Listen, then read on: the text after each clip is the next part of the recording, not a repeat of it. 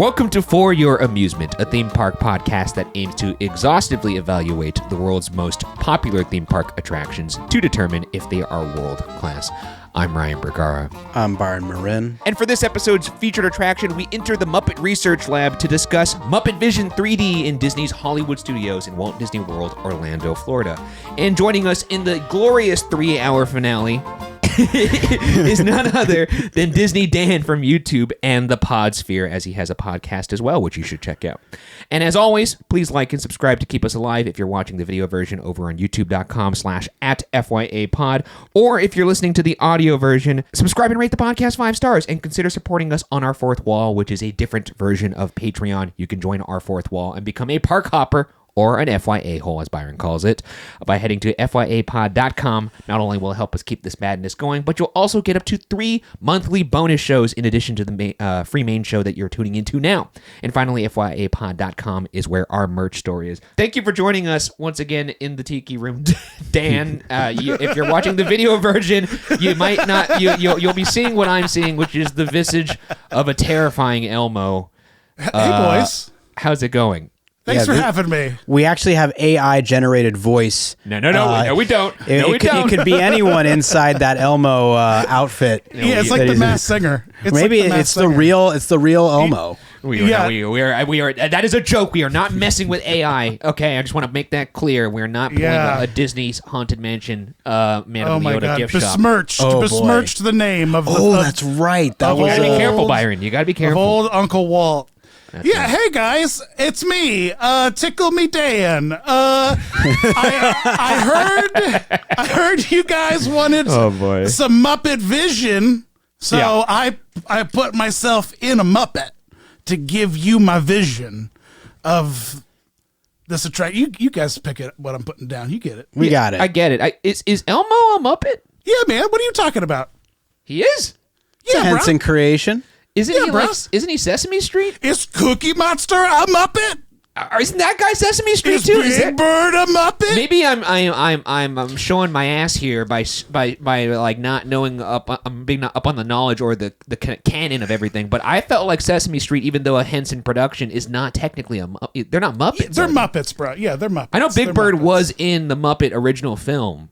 But I just thought that was like a fun little thing. They're elevated puppets. It's not like we're not talking like Gumby. You know what I mean? Gotcha. Dan, here's the deal. Ryan's only familiar with Disney-owned Muppets. That's not true. It's not Disney-owned. That's not true. Is it really a Muppet if Elmo's it's not owned by the House of Mouse? Films. I'm just saying. I just wanted to. I'm trying to look out for you here, Dan, because like some people might be pointing this out in the comments that like, hey, Elmo not a Muppet. Hashtag no, Elmo's I'm strongly in the camp that Elmo's a Muppet, and everyone can get in it and get behind it. Elmo was a character on Sesame Street when Jim was still, putzing around. So like, it's like he's not like Abby Cadabby or whatever. It's Elmo's he's a gangster. He's OG. And so much like myself. Do you have anything plugged into you right now to put yourself at maximum voltage so that you could explode like that Elmo puppet did on the internet? I don't know if you've seen that video. Oh my gosh, yeah, man. It's incredible. Yeah. Millennials loved weird Elmo memes. You know what I mean? Like Tickle Me Elmo. We were at peak internet age, growing up from the Tickle Me Elmo craze. And people dissected him. They peeled his flesh off. They had like little naked robots of Tickle Me Elmo just dancing around. It was a wild time for Elmos and Furbies. I think the title for the best Muppet meme still belongs to the Sipping Tea Kermit, probably, I would imagine, right? Or actually, you know what? My favorite one is Evil Kermit, the Kermit with the hood on, and then a good Kermit. That one's also really Constantine, good. Yeah, that's a good Correct, one. Constantine Kermit. Yeah. But anyways, we're here to talk about Muppet Vision 3D, the soon-to-be defunct Muppet Vision 3D as of 2025. We're recording this on January 6th. 2025. Happy holidays, boys. That's right. And and Disney did say that it would go under the knife in 2025. That's right. Closing after June 7th of this year, 2025. But, you know, going to be transferred over to Rock and Roller Coaster, which I have my thoughts on that as well. But why Muppet Vision 3D beyond the obvious, Dan? Why is it so great? Because it's like peak theme park. It's the greatest. It's everything that you want from a theme park in one tiny square building. It's just magnificence. It's pure joy. Yeah. It's also American.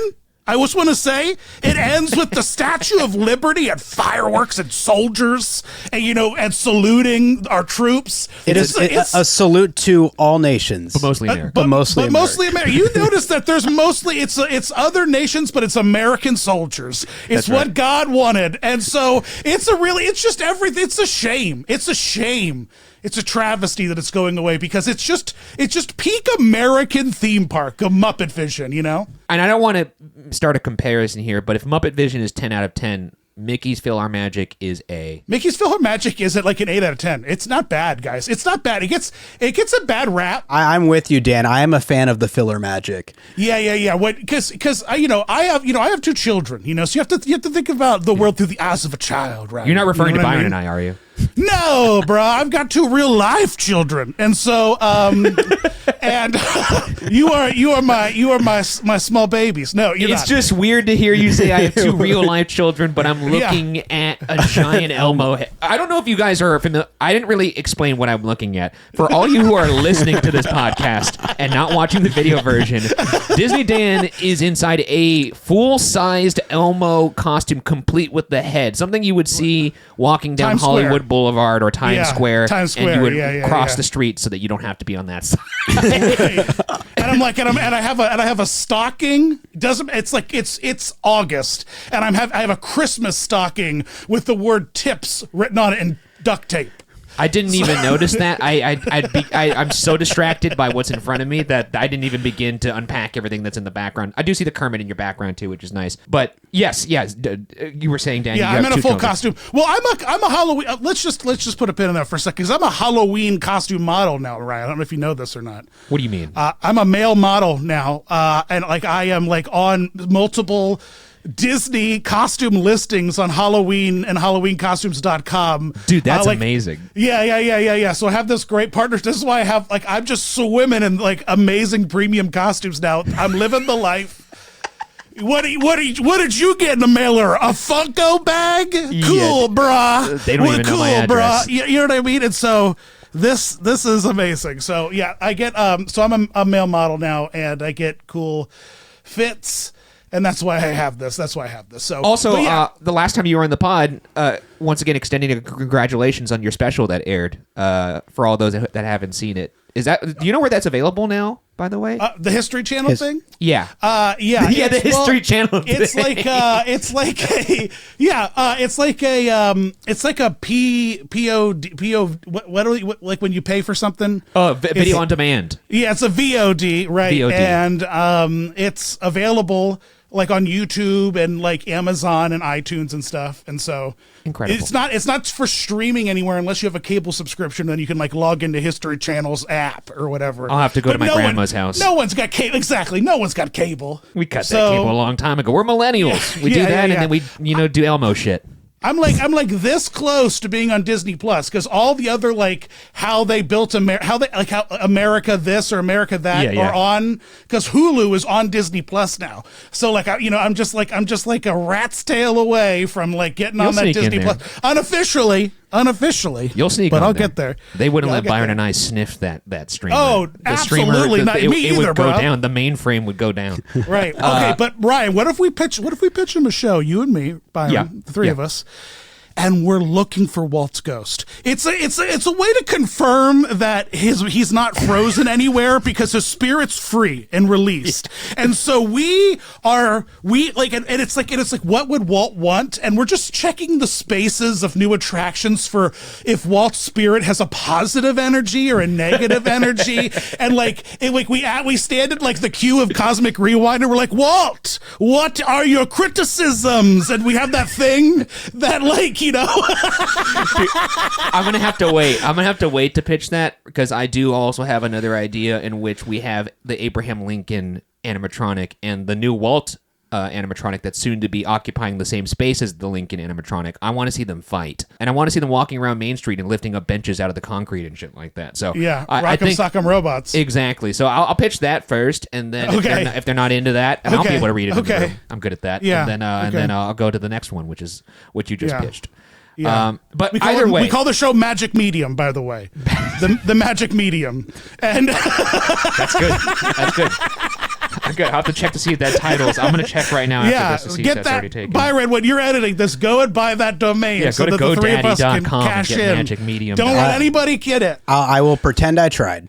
Or just bleep the name. Actually, just bleep the name. We can't let the people know. We can't let them know. This is private information. Now, before we let this get too off the rails here, because we are here to talk about Muppet Vision 3D. That's right, but not before I talk to you all about the #1 meal kit for clean eating, Green Chef. I was first introduced to Green Chef back in 2020, and I gotta tell you, I've been a fan ever since. Why? Because they deliver pre-portioned and prepped quality whole foods with limited processed ingredients. Green Chef sends organic, fresh produce, responsibly sourced proteins, and chef-designed recipes in every box for satisfying, nourishing, and convenient meals that make it easy to stick to a clean eating routine, which I love. This year, ditch the fads and create healthier eating habits that last with real, clean foods. Green Chef makes it easy with recipes curated for a variety of lifestyles and dietary needs. With pre-made sauces and pre-portioned ingredients, there's less prep and less mess, and more time to savor delicious restaurant-quality meals. Like, I kid you not, these things are delicious. And say you want to create better eating habits that last, Green Chef makes it easy with dietitian-developed recipe options featuring fresh organic produce and quality whole foods delivered to your door each week. So keep on thriving, everybody, with clean, easy meals from Green Chef. Go to greenchef.com/FYA free and use code FYA free. By the way, no spaces there. That's FYAFREE to get started with free salads for 2 months plus 50% off your first box. Now back to the show. Let's go ahead and jump into some first impressions. Dan, we're going to start with you. What was your first impression of Muppet Vision 3D? Where were you? How old were you? What were you thinking?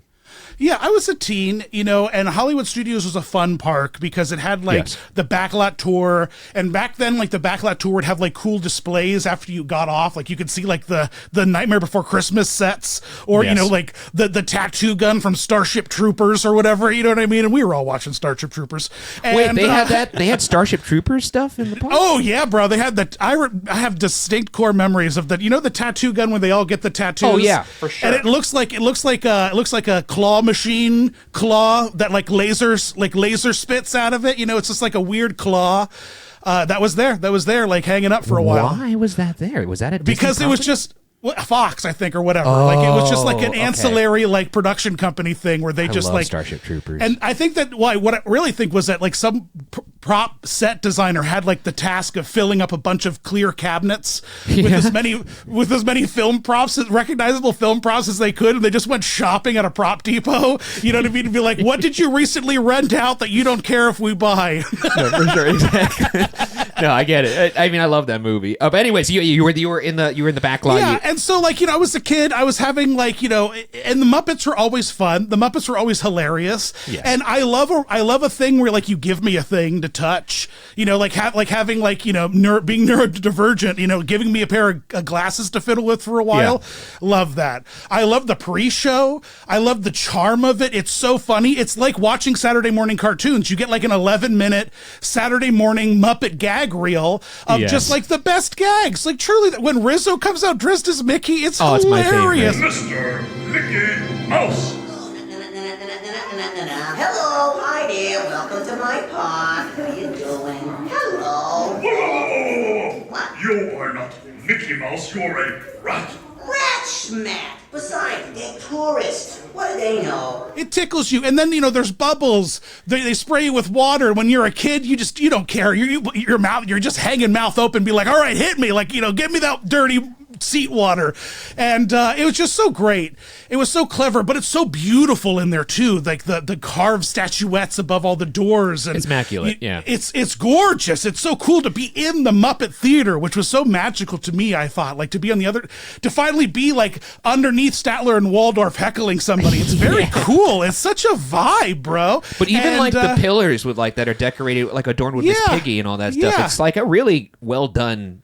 Everything is Yeah. well done. It's also just packed Yeah. with visual gags and puns and everything. We'll Yeah. get into that later, but it's amazing. You know, it's interesting because you guys had Disneyland Muppet Vision and I had Florida Muppet Vision. Yes. And I remember in my late teens, early 20s, I finally made it to Disneyland California Adventure, and I like did the Muppet Vision there. And it's like, holy crap, because the queue is full of gags. You have like It is. Gonzo's motorcycle stuck in the queue and a awesome. beaker torture like saw device. You know, it was like some weird like saw machine. Like, I don't know, like what was going on with Beaker. It was just so cool there. It crashed the like pigs from spaceship and stuff, all that kind of stuff. You know. Yeah, And- but you guys had Muppet Courtyard. You had a better facade. You had the giant balloon. Sure, Yeah. sure. And now we have filler magic. Now we have filler Yeah. magic, which Yeah. I am not a fan of. It's not as good as Muppet Vision, but it is still good. It is. I still don't know good. if it's still good. You don't at least appreciate it for like The giant screen. its purpose. It's in the name of the in the attraction. You know, It's- I it's wonder if there is a Mickey's- part of me that's just salty because it took away Muppet Vision, essentially. I mean, it didn't course. Well, no, directly take it of away, course. but eventually It was did. actually course. Frozen. That was Yeah, the name yeah, of the coffin yeah, for it. yeah. But Right. I don't know. Mickey's like once again, it's Mickey's filler magic. It helps glue to your day Oh, together. it's certainly filler. It's FILL. Filler magic. I hardly knew her. It's certain. Jesus Christ. It certainly is filler. I'll give you that. Byron, what was your first impression of Muppet Vision 3D? I don't remember. I went on this when I was like 2.5 years old, or saw this show. So obviously it was Oh, we got something from your mom? not a whole lot, but she did let me know because I asked her, did we ever do Muppet Vision on my like 2-year-old trip to Disney World? And so yes, she's pretty sure that I was 2.5 years old. Yeah. So I obviously don't remember it. She said, very fun show with typical Muppet jokes. Great 30 minutes in the AC at Hollywood Studios. That seems to be a very popular Mom knows. sentiment. Mom knows. The 3D was fascinating for all you kids as things seem to come out of nowhere and up to your face. Yes. Early 3D, if I remember. So she's right about that. 3D be doing that. I believe this was the third time Disney used 3D in a theme park attraction. There was a brief moment where it was 4D and it was crossed out and put as 3D in some of the promotional materials because of Right. Which, funny water enough, and I think technically it is more 4D than 3D, It is 4D, right? yeah. So Sure, yeah. If Terminator could call itself 4D, this could definitely call itself 4D. Yeah, it's true. I also love your. I'm surprised that Disney didn't hit up your mom to put that quote on a promotional poster. Typical Muppet humor. Typical Muppet jokes. Which it sounds bad. right? rave reviews, but no, I think love that's the exactly Muppets, what you dude. want from the show. Yeah. Sadly enough, and I feel almost silly confessing this, but I never did the California Adventure version. What? I never did it. Whoa. That's blasphemous. I know. It was there for like 13 years, and How I is never that did even it. possible? I That can't be true. I feel like you and I have at least gone it once. don't think Unless we did. you were just so zonked out of our minds that we don't remember it because we would be in college around that time. I don't think 2014 I was don't when think it I was ever did replaced. it at California Adventure. I don't believe that. I was just such a rides guy back then. I didn't appreciate shows like you, I do the guy now. with rides on your forehead right now, is such a rides guy. Hey, yeah, I'm looking at one. Yeah, that's true. Byron's like, bro, you don't understand. The more my heart beats, the faster I move through life, bruh. So I mean, I'm here for the thrills. I don't want to sit. I wanna don't sit. want to sit and get bubbles put on me. Bubbles. That sounds delightful. So when Ooh.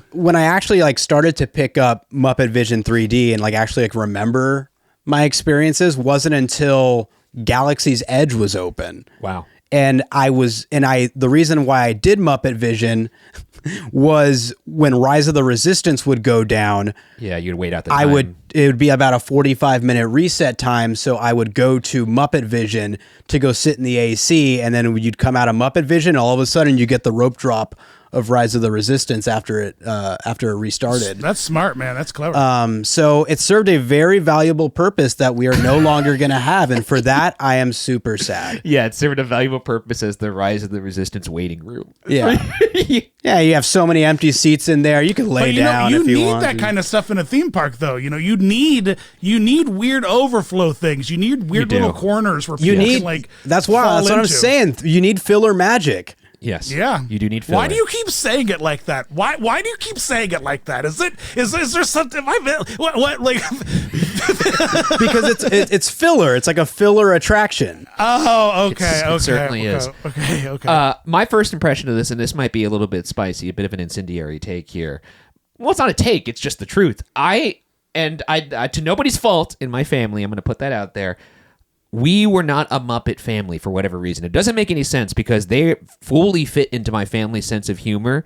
So Muppet Vision 3D, back when it first opened in California Adventure, which I believe was 2001, that was actually really my introduction to the Muppets. Like, I did not know any of the characters. I knew Kermit. My mom loved Kermit growing up, which is weird because she never showed me any of the Muppet films. None of them. I didn't know. No Muppet Christmas Carol or Muppet Treasure Island? Nope. I haven't even seen Treasure Island. Oh, man. I watched the Muppet original film. I'd be down to. I haven't seen it since I was a kid, but it was like I loved it as a kid. We got to revisit that. I didn't see it, but Muppet Christmas Carol may be my favorite Christmas movie now.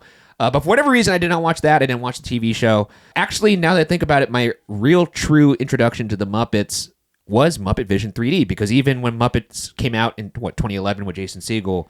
Love that film, by the way, one of my favorite films. Muppet Vision 3D, when I went in, I was like, I know Kermit, but man, these guys are funny. Right.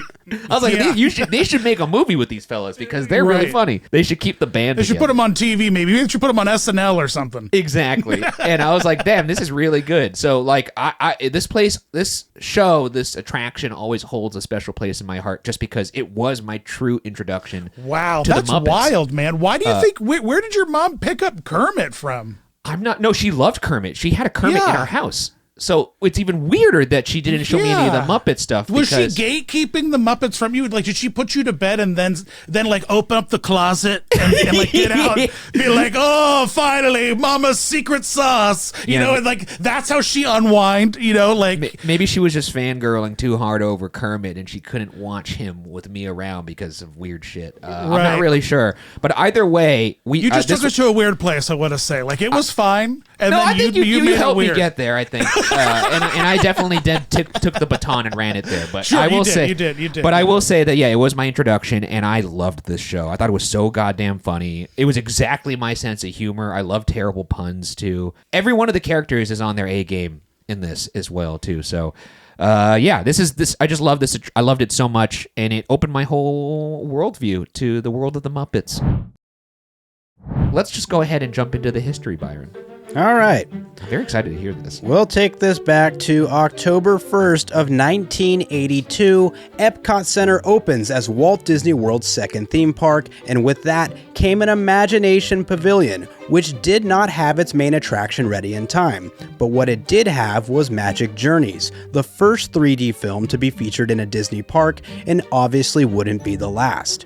Meanwhile, legendary puppeteer and filmmaker Jim Henson was in the midst of taking his popular ensemble of Muppet characters to the big screen. Following the success of the Muppet movie in 1979, Henson would ride that rainbow connection into the 80s with two more feature-length films, The Great Muppet Caper in 1981 and The Muppets Take Manhattan in 1984. Speaking of 1984, Michael Eisner and Frank Wells would begin their tenure over at the Walt Disney Company, in which they would begin to inject new enthusiasm into the theme parks, most notably with their collaborations with George Lucas, which resulted in hit 80s attractions such as Star Tours and Captain EO, the Michael Jackson starring 3D sci-fi film. Shortly after those debuts, Eisner and Disney would utilize live-action classics from MGM properties when constructing Disney World's third park, Disney MGM Studios, which opened in 1989, a project that was expedited in order to open prior to the debut of Universal Studios Florida. That being said, MGM Studios' 1989 opening came with a That being said, I'm on a roll today. Well, I'm just laughing because it's funny to hear you read out this very well written and researched history report, and I look over And I just see an Elmo nodding his head along. They're like, yes, that checks out. Yes, I have that on my list as well. It's very fun. That being said, MGM Studios' 1989 opening came with very few attractions within and was considered by many to be a half-day park. On August 28th of that very year, Disney would announce an agreement made to acquire Henson Associates and his beloved Muppets. This agreement, valued at roughly $150 to $200 million, was also to include a 15-year contract for the creative services of Jim Henson himself. Meanwhile, Disney and the Imagineers were hard at work developing various attractions with the intent of significantly plussing the studio park throughout its inaugural years. Prior to finalizing a contract with Henson Associates, Jim Henson and Disney Imagineering would team up to take the 3D theater experience introduced through Magic Journeys and Captain EO to creative and innovative heights. Jim Henson would ensure this by directing the film in addition to keeping Imagineers faithful to his creation. But unfortunately, nearing completion on what was proving to be a very fruitful collaboration, tragedy would strike. Jim Henson, at 53 years of age, would unexpectedly pass away, leaving his family to protect the sanctity of his creations. This would result in Disney's acquisition of Henson Associates falling through and nearly ending the 3D film project altogether. Luckily for us, Jim Henson's final project would eventually receive the family blessing to continue, despite ending plans for a full-fledged Great Movie Ride parody and Muppet Land. And on May 16th of 1991, Muppet Vision 3D opened at Disney MGM Studios, in a section of the park that was called Streets of America at the time. Welcome to Muppet Vision 3D. Jim Henson's Muppet Vision 3D. Get a taste for unique fun that bubbles over with excitement. It's a sensation that will blow you away and shower you with humor. Muppets away! For the finest in wildly wacky, explosive entertainment, Jim Henson's Muppet Vision 3D. We surrender! Only at the Disney MGM Studios theme park. Starring moi! It's kind of interesting, and I'm glad that this was so kind of, what's the word I'm looking for? This is not typically how deals go down in Hollywood. It was kind of like... I was shocked because when I found that out. Well, the thing is, when people are about to enter into, I guess this is kind of like almost like an overall deal, because they were going to have a 15-year contract to get the creative services of Jim Henson. The fact that he was already working on Muppet Vision 3D before the contract was consummated, he was operating in good faith, which you don't see often, because it takes away your leverage. But I'm so thankful that he did, because if he had not done that, we wouldn't have had Muppet Vision 3D. I heard that they showed it to the Henson family. And by the way, you are Distery Dan after all, so if you find any open doors to add some extra context, or let me know if I botched it, please do. No, actually, you bring up the interesting thing at the end there with Muppet Land. And here, let me... Oh, no! It's actually... Elmo just got decapitated live on camera. It's me. For all you Wicked fans. Yeah, I got it. Yeah, so what's It's interesting is it's pretty good, actually. But some like boyfriends in the car might not get it. So Ryan, I have to explain it. You have to explain that. I see.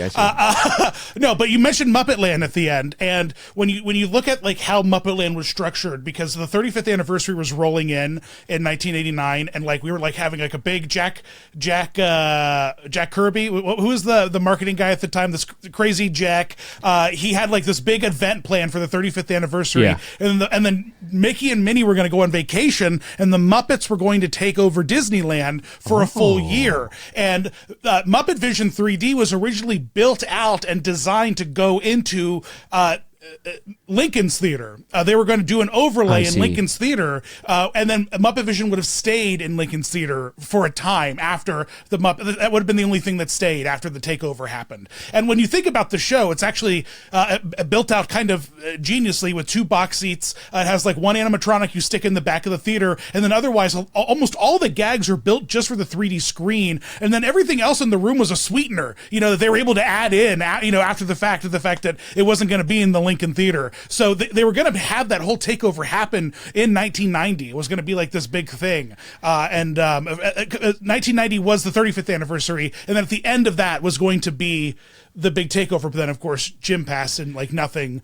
went through. So it was wild. It was a wild, like, a couple of years where, Disney was really invested in the Muppets. Running wild, for sure. So that makes sense then why that they had Muppet Vision 3D already in the works, because it was part of it was like the lead up to the deal. Yep. It was a lead up to the deal. Yeah. 100%. That And makes then more sense. That's why it gets stuck into it gets quickly stuck into Hollywood Studios as part of like a negotiation after Jim's death with the family. They grasp onto that contract that they had that said they have it to renew and yada yada yada, and then they stuck it across the street in California Adventure. They like built that theater because they're like, hey, we got it. Also, one thing I wanted to add here too. I know we're going off not too off the rails, but I thought about putting this in my fun facts, but I didn't because it was not, honestly, it's not a fun fact. It's kind of sad. But there is a quote out there from Frank Oz, who That's obviously the main puppeteer. Frank Oz is, he's one of them. I mean, the main performance. He's the voice of Miss Piggy, also famous in Yoda. his own right. Yeah, but Frank Oz had mentioned that the whole negotiation process with Disney, he postulated that was one of the reasons that Jim, it took a toll on him mentally and physically. Like he basically said in paraphrasing here that he was not a dealer, he was a creative, and that whole process of like negotiating and the 15-year deal, he thinks it slowly killed him. So I'm sure it was very taxing on the man. It was very taxing. 100%. Yeah, that's what he had 100%. mentioned. And you could look that quote up to get the non-paraphrased version, but that is the sentiment is there.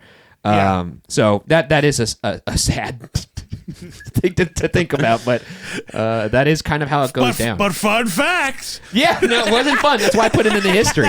I wedged it in there. Yeah, sad facts. There's space for sad facts, I'll think about that for all the future goths episodes. out there. Yeah.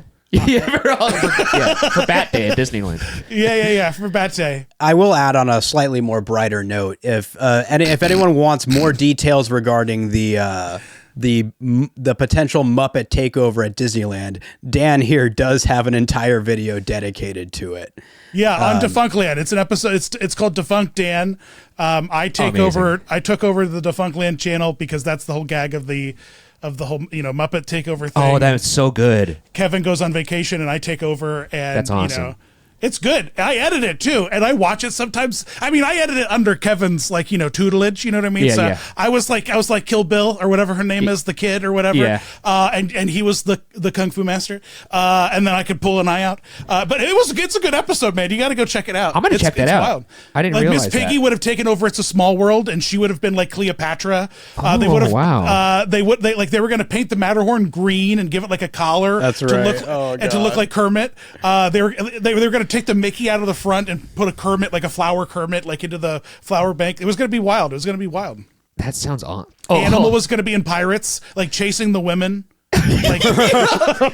Also, one of the deal points too that was like one of the sticking points, and this is so funny because it's Eisner, is Michael Eisner was really pressing Jim Henson because he wanted Sesame Street, and that was, I guess Jim was like, no, I don't want that. So yeah, well, I mean, it really wasn't even Jim's to. It wasn't like Jim's to allow him to meddle in. And I mean, it's funny because it's a full circle back to, is Elmo a Muppet?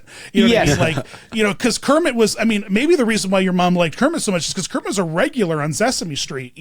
When your mom was probably watching it. And then he left. And other Muppets appeared on Sesame Street other than Kermit. Like Ralph and stuff like that. So it wasn't. So there was that crossover. And there is that crossover. And in all the Muppet movies, especially like Muppet Family Christmas, they're all, everyone's there. They're all, even the Fraggles, bruh. So, like Jim, it's, everyone's like, oh, the Pixar theory, but like, it's true with Henson. Like, they are all truly living in the same world with Henson. I should have named my dog Ralph. That would have been good. Well, that's the thing about dogs is that, eventually, you're going to live a long time. There'll be another dog. Oh God, that's so sad. Just put it in a notes app so that like later you can search it. Ralph, Later, I'll in name like it Ralph. 15 years. Every 10 to 14 years, you can try again. That's true. Yeah, you can try again. You can pick a new one, and then in 30 years you can do Slinky Dog from Don't worry, Toy Ryan. Story. Pee-Pee Man's going to live forever. I hope he does. And if not, all dogs go to heaven. That's true. I hope he's not listening. I hope he's not Sad facts. We'll save that for the sad facts. Back to the history, though. And the last thing, since this isn't in the history segment, I will add, because you brought up Eisner trying so hard to get Sesame Street. He clearly couldn't let go of not getting the Henson Company in general. Because like one of his last things, I think it was like 2004, Disney finally got the Henson Company. Like after it was like kind of like, I don't want to say out of style, but when it was not as culturally relevant. But I think he was just so adamant about getting it that. Hey, look! If he didn't do that, we wouldn't have got the masterpiece in 2011. That's true. That's right. They revitalized it, and it's been kicking ass. It's the best Haunted Mansion movie. It is the best Haunted Mansion movie. Anyways, 1991, Muppet Vision 3D opened at MGM Studios. It was adored by theme park fans and Muppet fans alike. The Henson Disney-produced attraction would march on for several decades, even spawning a copy of the show to open with 2001's Disney's California Adventure Park. Okay, guys, on the count of 3, all right? 1, 2, 3.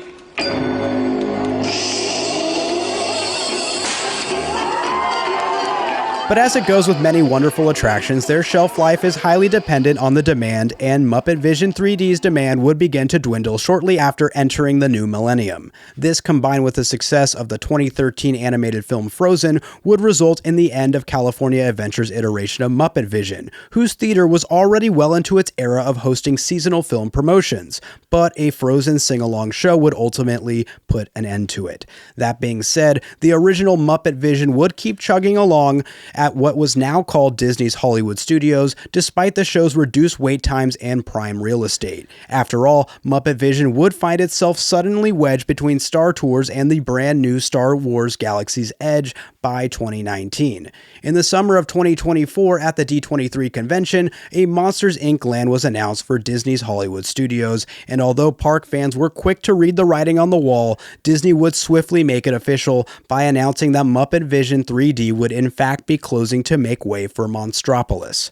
For Muppet fans, this announcement was devastating. After all, they were the only people still occupying seats in an otherwise crowded Hollywood Studios park. But anyways, I will close this history segment out by noting that Disney extended an olive branch when announcing the closure for Muppet Vision 3D, in which the Muppets will find a new home over at Rock and Roller Coaster, which probably made it a really rough day for Aerosmith fans. But as of the time of this recording, no closing date has been set for Muppet Vision 3D, which is why Byron from the future will reiterate that this attraction is closing on June 7th of this year, 2025. So enjoy it while you can. It's kind of crazy to me that Muppet Vision predated the revamped Muppet movie in 2011 by like 10 years in DCA and then 20 years in Walt Disney World. You would think that that movie coming out and how popular it would get it at least 10 more years, but it closed 3 years later in California Adventure, which is nuts to me. You know what? It shows how fast people move on. That's a good point you bring up, because another thing, and Dan, you're more local to Disney World, so you probably saw more progress with the surrounding area for sure. Muppet Vision than we did. Now that Ryan's brought up the 2011 film and how great that was, do you think that kind of sent them into kind of giving that area some TLC and kind of moving it into Muppet Courtyard? Yeah. Yeah, 100%, because they brought Constantine into like a Villains After Hours event. They put Constantine and what you see happen in theme parks, and no one really seems to like grasp this, that if it's not sponsored by someone like Kodak, like the original Muppet Vision was, it was Kodak paid for that whole thing to happen. Yeah. And so the Muppet movie comes out in 2011, and part of the marketing budget for that movie is dumped into the parks, and they're able to take that money and do like an installation of of Constantine. They added him into the pre-show. They added Kermit's tuxedo, like he went to the Oscars. And then they were able to like do some work around the Muppet area because they had marketing budget money for the movie that they could then dump into the park. So that's what happens all the time. Whenever you see like Phineas and Ferb's like cool meet and greet space that's like randomly stuck like on a sidewalk somewhere, it's like, oh, well, there's also pipes underneath here that we need to work on, and so yeah, it's so good.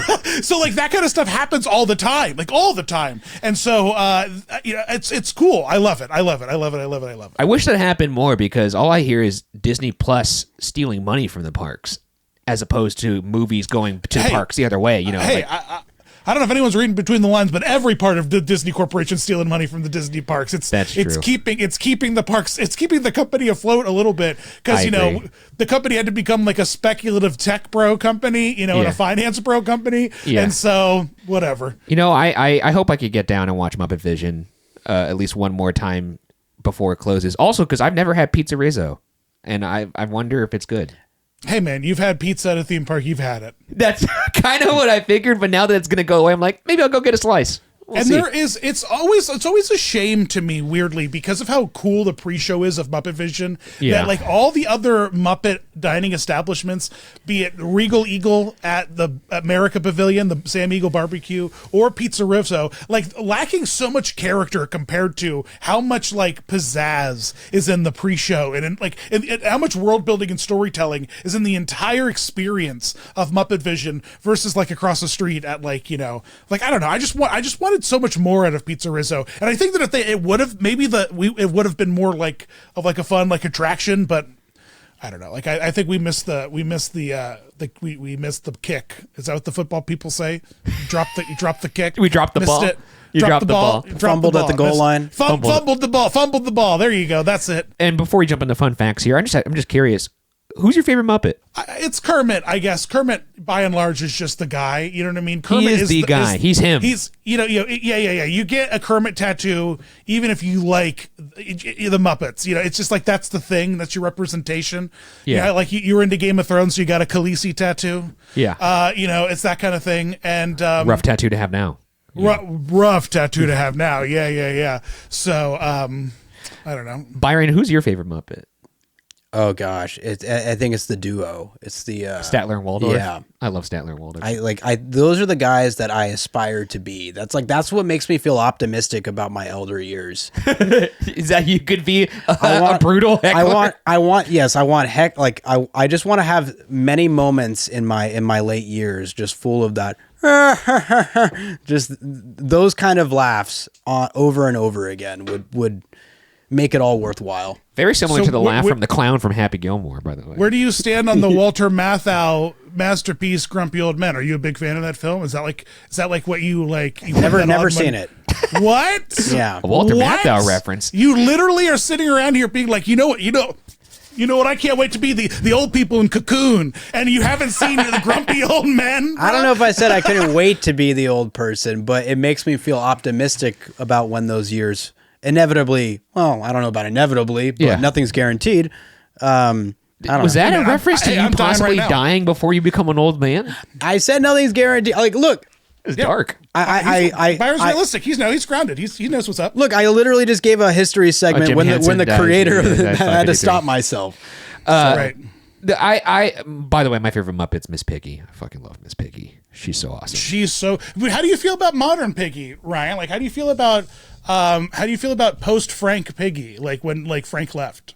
I don't know. I mean, I haven't noticed too much of a discernible difference. I've always just liked her personality, so like I'm not too deep in the Muppets lore. Has her personality changed that much since then? Like, not that her personality has changed, but her approach has changed. And like I would say that Kermit's personality has changed more than Piggy's personality over the years. Yeah, because I love Piggy, and then probably Rizzo is my second favorite. I love Rizzo. Rizzo's even though he's so he's not even in the 2011 film at all. Well, no, he's banned because Steve was fired, and Rizzo was Steve, and so it's Yeah. like, so we just gonna literally steal this guy's character. So I don't think we'll ever see him again, honestly. As long No, as Steve's not probably with not. the company, I don't think we'll Yeah. ever see Rizzo again. I don't even know the lore of that. Why is Steve no longer with the company? Did he do something bad?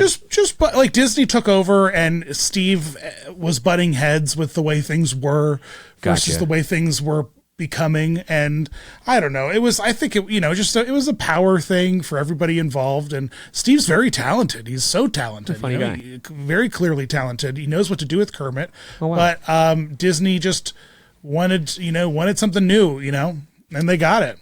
I guess they did. Well, now and then they killed it. Fun facts here. Let's get into some fun facts. It's fun facts. The show is about 15 minutes long with a capacity of 564 people per show and a surprisingly unknown cost, though I do imagine it did cost them a lot because this is a well-produced film. Theater is immaculately done. I can't imagine this was cheap. It doesn't feel Kodak cheap. footing the bill. Kodak did foot the bill for a bit. They had a bunch of references to Kodak that they had to cut out later after they stopped sponsoring it. But yeah, I was surprised I couldn't find the cost of this. I mean, everyone knows this, or maybe they don't, but this was the last time that Jim Henson performed as Kermit the Frog. Muppet Vision 3D, which is Which kind of is pretty insane. sacred to a lot of people.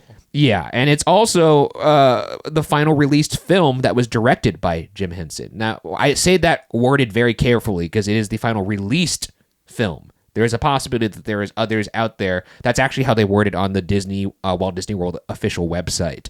But at the very least, it is one of the last things that he was directly involved with, as well as his other Muppet characters that he performed as Waldorf and the Swedish Chef, which I love the Swedish Chef. And it also features the final performances of Richard Hunt as Scooter, Statler, Beaker, Sweetums, Chuck, and Chicken. Chicken. In the queue, there's a sign on the. There's fun Easter eggs all over this attraction. In the queue, this one's well known. There's a sign that says "Back in 5 minutes." Keys under the mat, and if you lift up the mat, there actually is a key under there. Of course, it's concreted into the ground because we can't have nice things because someone would steal it, but it is there nonetheless. In the lobby, there's a bunch of Easter eggs and jokes, such as Gonzo's mold and helmet collection, Kermit's neck ruffles. But one cool little visual pun that's often highlighted is there's a net hanging above you, and inside of that net, it's full of Jell-O. And if you say that aloud, it sounds like one of the original Mouseketeers names on the Mouse Club, on the Mickey Mouse Club, Annette Funicello. So if you say Annette full of Jell-O, it really does sound like her name, which is really fun. There's also a hidden portrait of Jim Henson as a Muppet looking down, something that was added due to the fact that Henson tragically passed away during the making of Muppet Vision 3D, and alludes to the fact that he's always still looking down from above. Very nice. The Muppets were actually set to have an even bigger presence in the park, as Byron mentioned in the history. There was going to be a land themed after Muppet Studios, complete with a restaurant and 2 rides, one of which would have been the Great Muppet Movie Ride, a parody of the Great Movie Ride, which is at the same theme park. But that obviously fell through when the proposed acquisition of the Henson Company fell through. Sweetums performers, because Sweetums is the only live performer in this show, that person actually received special training from experts at the Jim Henson Company to make sure that his movements were authentic and exactly like they appeared in the films. The fire truck that breaks the wall at the end of the film used to be stationed outside the attraction at the park, but then was later removed. This is actually something that Dan alluded to earlier, of just, things being removed over time. Everything gets chopped up. It does. Nothing is safe. Nothing is safe. R.I.P. Morocco penis. R.I.P. indeed. What is that reference? What? There was in Epcot's Morocco Pavilion, there was a piece of architecture that was extremely phallic in its design, and it persisted in the park until 2-3 years ago, when it became a meme. Like the Morocco penis kind of became a meme, and people were taking photos in front of it, like the Leaning Tower of Pisa. You know what I mean? Like any kind of dick shot they could with it, and they came in and turned it into a little door. They circumcised the entire tower and turned it into a little door. Just Google Morocco penis, you'll see it. Well, I mean, Epcot, add Epcot in there. Don't just Google Morocco penis. Yeah, don't Epcot Morocco penis. Google the Great Morocco Circumcision. It'll come up. Also, Pixar Pier's penis, if you remember that. There was the P that looked, it was a dick. It looked like a dick. Do you remember that? Did they change it? They changed it. The white flags raised by Statler and Waldorf. Those obviously aren't attached to the animatronics that lean down. Those are just animatronic arms that are attached to the booth. Or they have 3 arms on those animatronics. Oh, yeah. No, they have separate arms because the flag comes up and then that one comes down and then the other arms. They're just arms up there like a record player in a diner. Essentially. You know what I mean? Just Exactly. It's exactly that. Oh, excuse me. I just burped and it was gross. Hello, editor Byron, cutting this clip right now. Oh, it's okay. It's but burp all you want. And that actually is my last fun fact. There wasn't, there's a bunch of Easter eggs in this attraction. I encourage you to look at them, go into the lobby and find them yourself. But a lot of them on the crates actually. But this is an amazing attraction, chock full of small little details. We've discussed a lot of them that I had to kind of already cross out here. But do you have any other fun facts about this attraction, Dan? There's a really iconic image of Jim on set backstage of this. There's a couple of them, but there's one that I'm really fond of because it's him standing next to Sweetums and he's like talking to Sweetums like out in the distance. And what I think is really moving and what I really love about that image and what I don't think anybody kind of puts 2 and 2 together is that that's his son John. John played Sweetums on set. And so whenever you see Jim hanging out with Sweetums in that photo, it's just Jim and his son hanging out with the son. That's awesome. Between takes, probably talking to him about something, which I really, really love. Mrs. Piggy's, I'm a personal believer that Miss Piggy's head flies off during the water ski sequence. It might just be her hat and wig. What's that? It was for the big water skiing finale. But I believe it's her head because they just didn't want him. Because who wants to like do a couple takes with a soaking wet head? Like let the body fly forward. But anyway, so I'll have to rewatch that part. If you really pay attention and you slow down, you see a huge chunk of something roll back behind Miss Piggy when she gets like jolted forward. So that which obviously has to be the hat and wig because they want to do a couple takes. That's so funny. Yeah. I love that. And I have a couple pieces of Muppet Vision. I actually have. Wait, what? Yeah, I have 2 pieces. I have 2 of the Electric Mayhem road cases from the queue of Muppet Vision in California that were the secret hidden speakers in a big pile of road cases. I have tie-dyed scarves and love beads. So I have 2 pieces of Muppet history, which is like the coolest thing to say. Disney's going to come knocking on your door and be like, we're repurposing that for a Rock and Roller Coaster. We need it. Hey, I'll happily put it on loan. You just have to put a little signature, little sign. This is on loan from the Disney Dan Institute of Fun. Yes. And so unlimited multi-pass and you got yourself a deal. Yeah. Give me Club 33 access and I'm in. You can have the crates. It's fine. Assemble the crates, but the real road crates. And what's wild is when the attraction closed, someone some just salvage company was paid to go bid to go in there and like take as much stuff out as they could to like resell, and then they scrapped the rest of it because all the other road cases were just like legit Aerosmith road cases. Like I have 2 full out $1,000 road cases, but they couldn't be sold because they had 2 panels cut out of them and like they were filled with mesh to hide speakers. So it was wild, like a lot of real set dressing like in these queues. Wow, that's awesome. And were you able to just grab? You didn't have to pay for those? No, I did. I found them for a while there. I was obsessed with like eBay, like save searches, when eBay was like save a search and get a notification. And so I'm like, don't don't bother me. I'll check in. But a couple of them I had to bother me. And one of them was a save for Muppet prop. And there's a lot of Muppet props on eBay. There's a lot of there's a lot of Muppet screen use props, and I'm kind of over them. A lot of stuff from the ABC Muppet Show there because amazing. Okay. Pretty accessible stuff. They have auctions and stuff like that. So, but I was like, I want like something like legit, I don't want to toy around. And for a hot second in one of those like auctions, those Eaton Gallery auctions, they had one of the wooden soldiers from the finale of that's the awesome show. They had one, and I was like I wanted to like round up a bunch of influencers to be like, let's all buy it and like donate it to like the Puppetry Institute in Georgia or something like. That'd so be it's on really display cool. somewhere, but someone bought it and I couldn't buy it, and from that moment on I was like, it was my villain origin. I was like, I want a piece of Muppet Vision.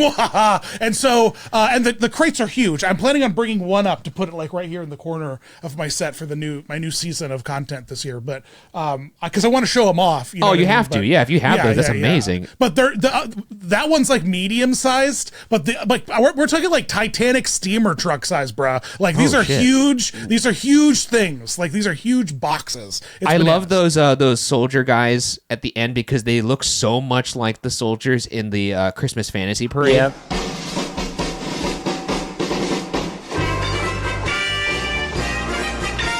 Oh my gosh, they really do, don't they? When I first saw it, I was like, "Is that a reference to Christmas Fantasy Parade?" But I don't know I don't think it is. I think it's just a reference to toy soldiers, and toy soldiers just look like that. They look exactly like. Yeah, you're probably right. Not everything has to go back to Disney. I hate to break it to you, buddy. That's like when I went to New Orleans for the first time, and I was with I did this to be a little bit annoying too. I did to my girlfriend. I was like, "Wow, this looks just like Disneyland." Not everything ties back to Disneyland. I bet she loved that. She loved it. Moving on to armchair engineering. What's one thing that we would do to possibly make this attraction even better? This is going to be a little bit bittersweet because even if we were to do something, it's I mean the number one thing. I got the answer. Yeah, I know. But tell me, Ryan, what would you do to save it? Well, I'm going to go first to our folks over at FYApod.com. The overwhelming response there is bring it back to Disneyland's California Adventure, which would be, I wouldn't mind that. That would be a good olive branch to extend. Just put it back in there. But okay, so here's the thing. Where exactly? Just take like back where Mickey's filler magic is right now. Put it back. Yeah, like they do with Captain EO. Yes. That's like my first thought. Like, although there's like rumors that's where the Avatar land is. I don't see it. Like, I really don't want it to go there, but that's what it's a lot going of there. people like. R.I.P. It'll butt up against Marvel. It's gonna be super weird. That perfect. Zoe Saldana will be the bridge. Yeah, that's true. I don't know how they'd be able to work the sight lines. It's so close to Hollywood Land. Yeah, or Buena Vista Street as well. I don't know. It's just so close to the front of the park. I don't understand it. I don't know how they would do it in a world where they don't do it and they put it in like the Disneyland forward space. I'm talking about Avatar still. Yeah. I mean, if I was like in boardroom talk, if I wanted to get Iger or whoever to like somehow bring this back, because like the argument you're going to get is, well, we had it there for 13 years. It didn't do well. Why would we do that again? And you could be like, look, we have all these Florida people or all these people that go to Disney World all the time. Wouldn't it be a great incentive to pull people to the West Coast that adore? Yeah, it's also not exactly like Disney. PhilharMagic's not exactly filling those seats. So I've never seen that theater even remotely full. But then again, neither is Muppet Vision. Yeah, 3D, but no one's going to shed a tear if PhilharMagic is taken out. If you put the Muppets back there, I think people will be like, that's fair. Because PhilharMagic isn't that still a Magic Kingdom? So that's where it originated. And they just updated it. So and now you have a juicy exclusive there. They put the Coco scene in. Maybe they put another scene. I don't know what. I'm just saying it's a good thought, and then people obviously keep it. But one person did have a pretty interesting idea. This comes from Arcane Tripwire. Have Statler and Waldorf heckle the crowd as they enter and leave the theater. Now I know they do technically heckle. At the beginning, right? That's a recorded. It's a recorded response of somebody like, "Hey, who's got that Goofy mask?" And it's like, "Oh, sorry, lady." Like that's like the joke. Hey, look at the guy in the Goofy mask. That's not a mask. Oh, sorry, lady. But if you had them be kind of like live performers, kind of like the Donkey animatronic at Universal Studios, or like Crush and Turtle Talk, that would be pretty cool. That would be pretty cool, and that's a way to. Because I honestly do think the show is pretty perfect. I don't think that I would change anything on the show. But if you were going to do something a little thing to enhance it, I do think having Statler and Waldorf live roast people as they're entering and exiting would be very, very good. Oh my gosh, it'd be splendid. Shout out Arcane Tripwire for that one. It's a good one. I really got nothing on this one. I don't think I'd want to change anything other than bring it back to California. What is an Arcane Tripwire? Can I just ask? Is it like a mage's grenade? Like you're going to ask a Home Alone booby trap? But like a wizard's Home Alone booby trap? Yeah. I don't know. What is the Arcane Tripwire? I'm going to be thinking about that for days. Thanks. Arcane Tripwire. Hit up Disney Dan. Message him. Leave a comment. A comment and be like, "This is what my name means," or leave a comment on this video. What does your name mean? We'll get to the bottom of it. But Dan, do you have anything? Because I know you love this attraction. I know we're losing it. We're losing the We're attraction. losing it. And so remove that from your brain. Here's what I propose. No. Let's keep it in our brains because okay, it's going back. away. I'm bringing it back. It's back. Bring in it my back brain. because I think here's what I think is going to happen. Here's what I propose. Yellow Shoes. Okay. Follow me here, and this is what we're all thinking. This is what we're all thinking. This is what we're all hoping. Muppets are going to take over the coaster. That's right. We'll get there. The Cars ride over there in the corner, Lightning McQueen's Racing Academy, is getting converted into a traditional theater for the villains show. Yes. But the villains land will ultimately open in Magic Kingdom. And when that happens, that theater space should be translated back into like Muppet Vision 4D, like bring it back, plus it up, and make it a Muppet courtyard tucked over there behind Tower of Terror, like over in the corner, or where 9 employees could run the entire thing, and just and just there's a little gift shop over there. There's a couple little booths. Have a fun little slushy, you know what I mean, a Miss Piggy cocktail, and let's just cash in. I think that just is a home run to improve the ride. I think actually is to relocate it and let's just take it over there. We'll have a Muppet coaster. It's a tame coaster. Yeah, like a mild Muppet Land. It'd be better than Toy Story Land. It would have shade. There's trees all around it. You know what I mean? It'd be incredible. Yeah. No, I think that's a really good way to reallocate resources. I think that would be really fun. Also, I hate to say it, I might get flack for this, but I'm really excited for the Muppet Coaster. I think it's going to be awesome. Oh yeah, it's going to be amazing. It's going to be so cool. It's always fun to see what they do next with the Muppets. That's never not exciting, and who knows, it might be good. The Muppet Haunted Mansion thing was great. I think Muppets, for some reason, makes sense with a zany coaster. I love Rock and Roller Coaster. It's one of my favorite coasters.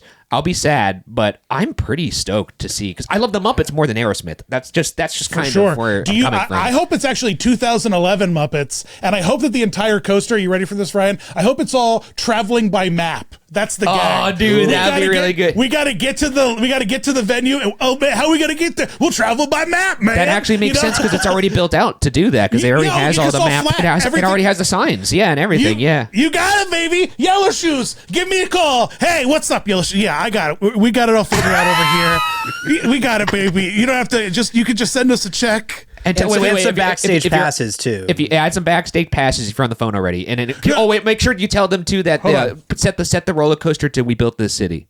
Really? You want to do that? Okay, yeah. we can pass that on.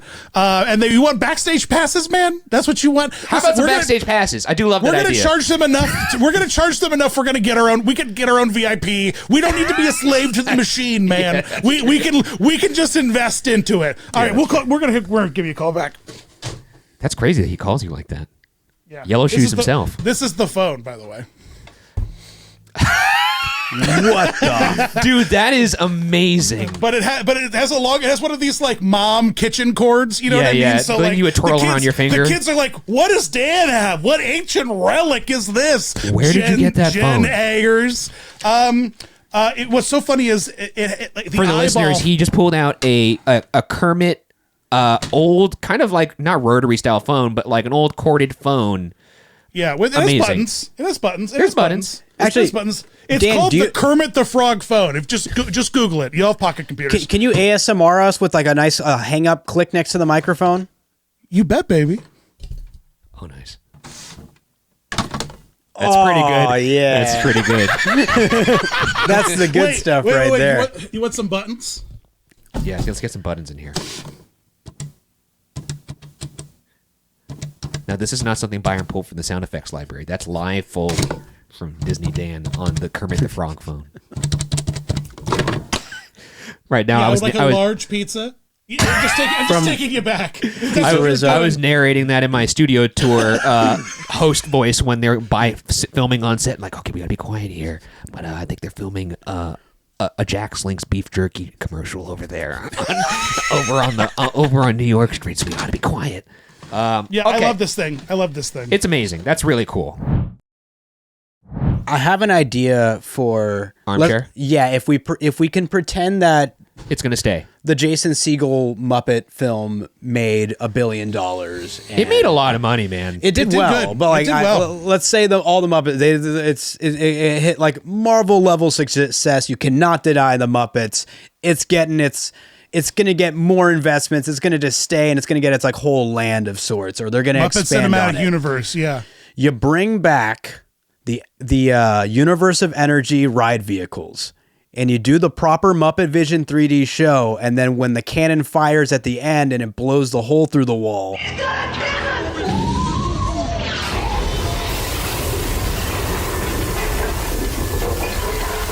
Your theater system moves out, and then you do the proper like studio tour parody that they originally had intended. A little bit of like Mickey's Runaway Railway, where like the wall blows away and you pass through into the next dimension. It would be like an hour-long experience, of course, just like the Universe of Energy was. That would be a dream to nap on, man. A lot of people, they can't get enough of the Muppets. And Do you guys have any guesses for what the box office was for Muppets 2011?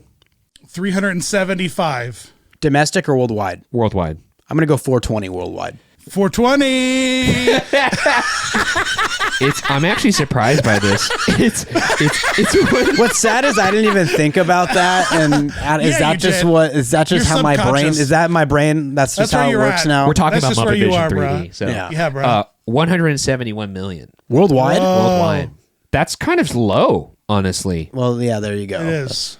I mean, it had a budget of 45 million. So It did well but I'm then. also seeing from numbers.com, which isn't as official, 280 million. So even that's still not that much. But then it's like Muppets Most Wanted afterward made half as much. Well, that movie is not good. So that's a fun fact. But and then they did that. Didn't they do that like that weird R-rated R-rated like series or Happy Time Murders. That was yeah. That's is that Muppet? No, that was the Henson like extension. Like they, like the people do Puppet Up, the Henson I alternative. love people. Puppet Up Yeah. so much. They had Yeah, it with at the Knott's Knott's Berry Berry Farm for Farm a little joint, bit. yeah. I Yeah, loved those it. folks are the guys who did Happy Time Murder. So I mean, Brian it's all Henson, that humor. yeah. All right, let's move on to the good and the bad here. What are the good and the bad things about this ride? And lately I've just been starting with the guest here because let's start. What do you like about this ride, Dan?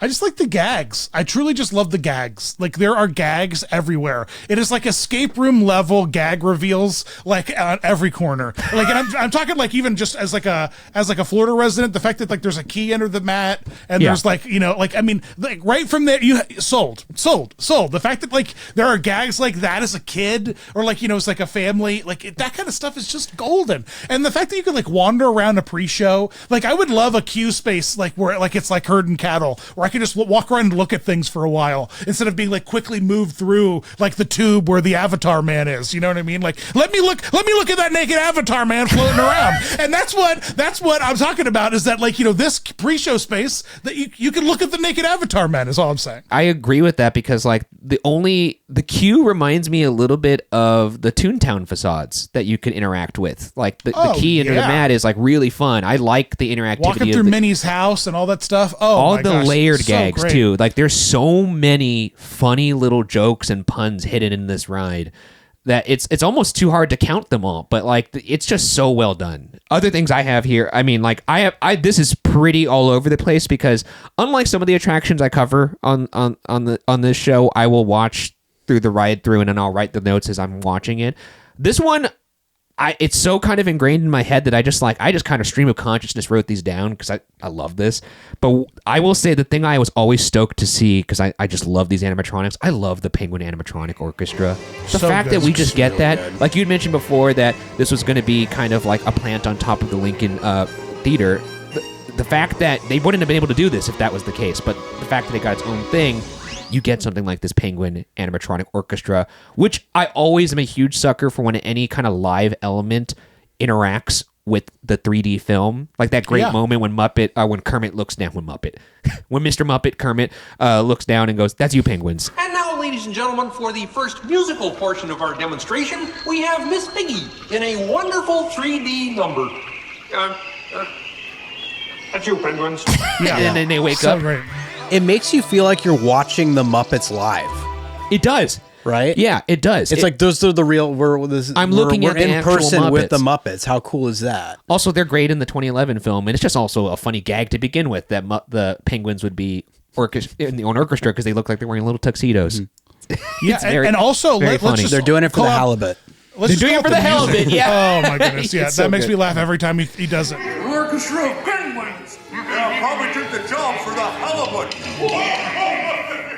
Let's also talk about the orchestration. Like, it's got like beautiful music. It that does. They clearly they went all out because there's like a 20-piece band in front of you. So of course you have to hear the tuba, you have to hear the horn. It's really cool. I really love the music in this too. It's so heartwarming. You get tickled the minute that Muppet theme starts to play like live in front of you, even though it's robots. But you kind of forget that they commonly use that loop, I feel like, in like various areas of Disney parks, right? Or at least there's one particular one at our home resort. Well,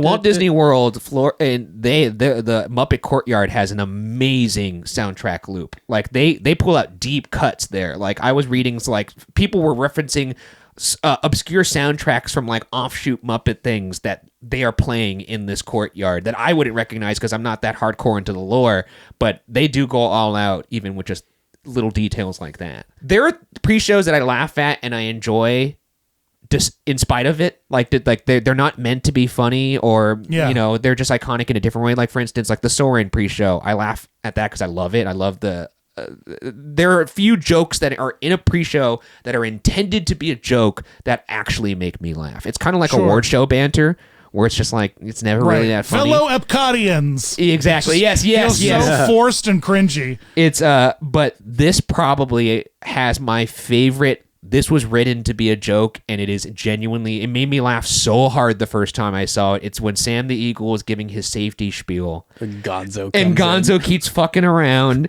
and he eventually gets to the boiling point of like, will you stop this foolishness? And then Gonzo responds, well, what foolishness would you like to see? Get out of here! Will you stop this foolishness? What foolishness would you like to see? Will you get out of here?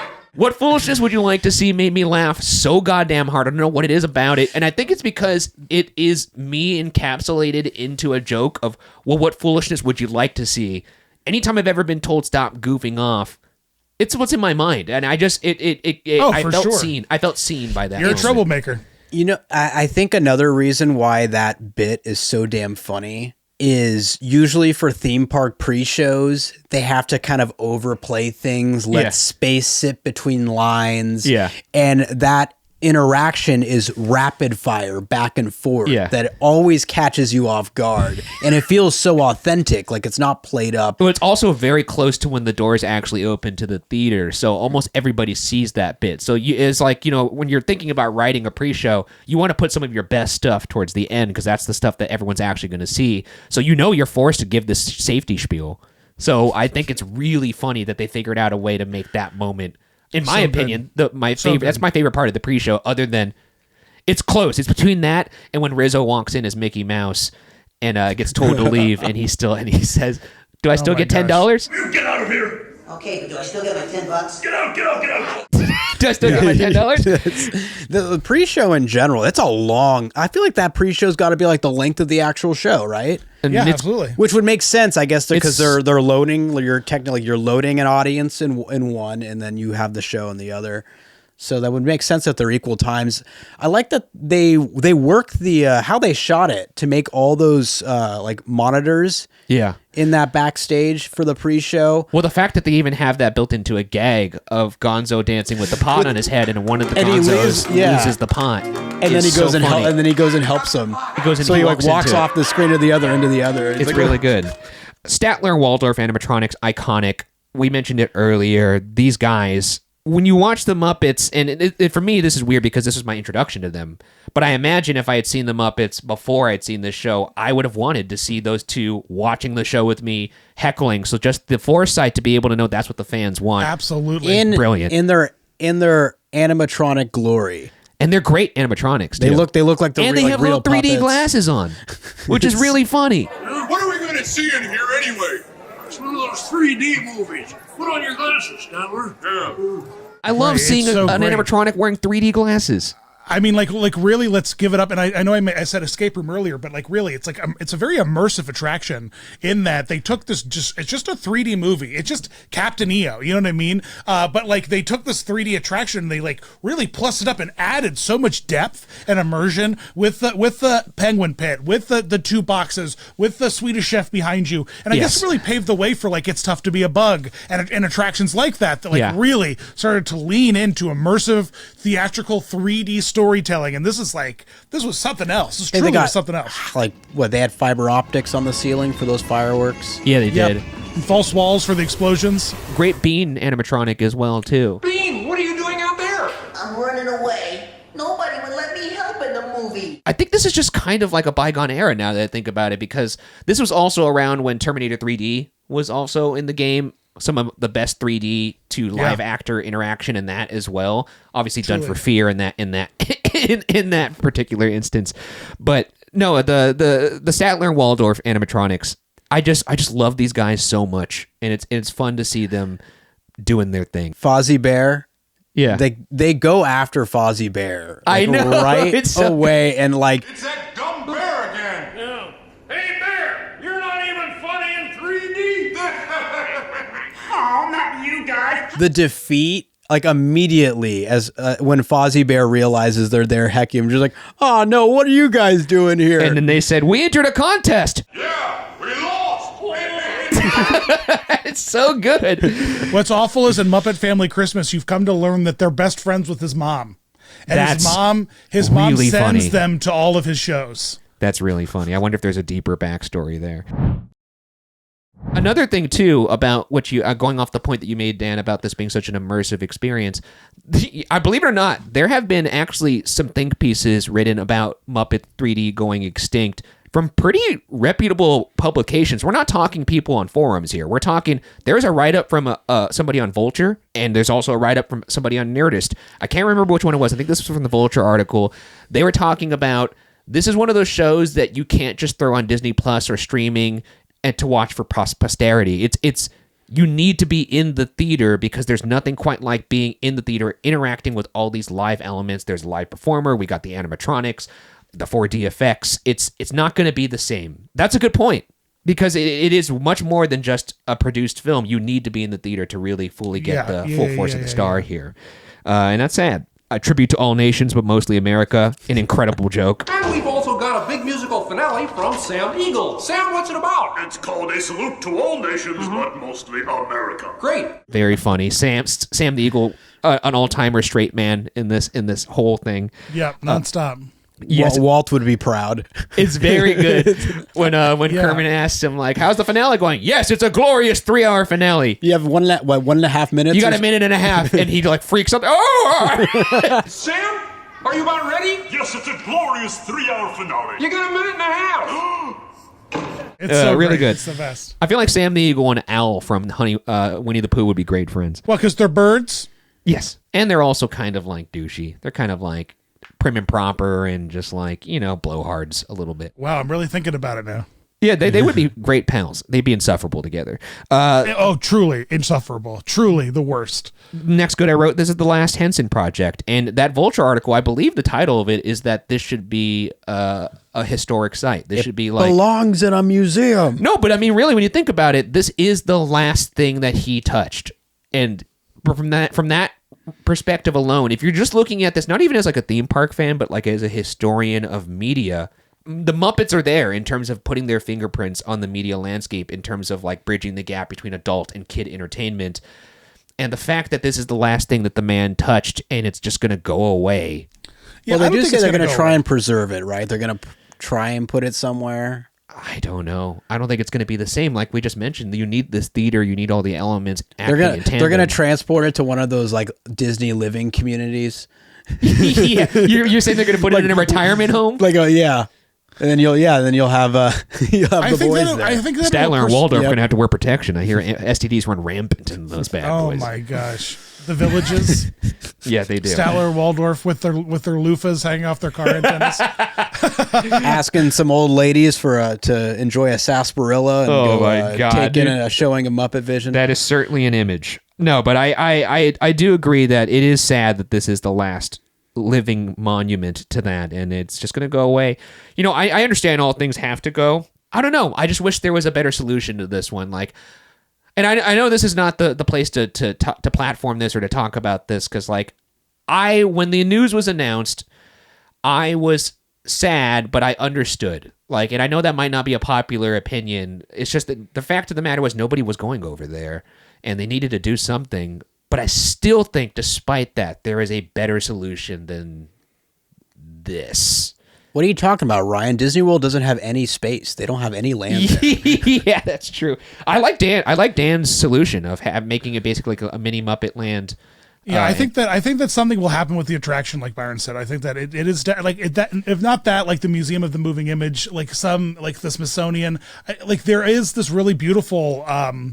You can go on YouTube right now and watch like the animatic cut of it that has that's awesome. I'm gonna do that. All the frames of like all the different views of everything that happens, and they pop in so and out. Good. And it's really, really nice. And like I would love to sit in a dark corner of a museum in Washington D.C. Like on a Thursday afternoon and sit through the whole 35-minute experience of the pre-show tape and the 3D elements of the movie. It's got to be preserved somewhere. It's just too precious not to be. I agree, and I don't think that's a crazy thing to say either. Like I know people, it's a huge draw for a museum. I think people will hear that and say like, "Oh, you guys are just theme park crazy people," and you're overvaluing the show. Sure, you could think that all you want, but look at it through the lens of Jim Henson and what he's contributed to the media landscape, and then try and say that, because really, it is a well-made show, and it is the last thing he did, and it's going to go away forever. Yeah, and we have the Academy Museum in LA too. Its audience is thriving. The millennials are thriving. Right now, the audience is thriving for it. And so it can't go away. It can't go. Next good I wrote, this always made me laugh, is because I love Beaker. Beaker's one of my favorite Muppets as well. Just seeing him get destroyed by that wheel. Oh yeah, the wheel in Honeydew's lab, just over and over again, getting whacked by it. Beaker, would you turn on the machine?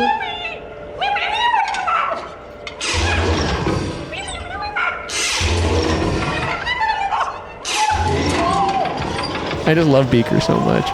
He gets abused in that scene. He gets abused in general, right? Every movie he's in. Sure. Even in the 2011 Muppets film, he gets shrunk and put into a pocket.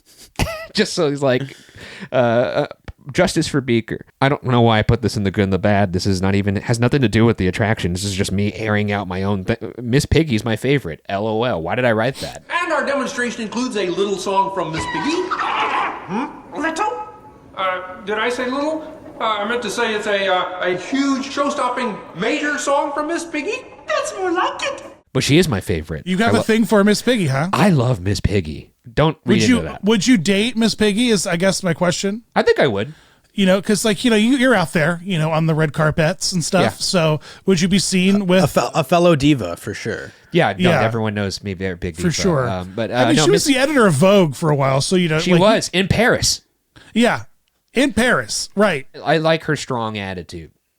For sure, she's so funny. I think she so really funny. makes me laugh really fucking hard, and she's unapologetically herself. I think we can learn a lot from Miss Piggy. She gets a good scene. I think it's in a good midway point of the show.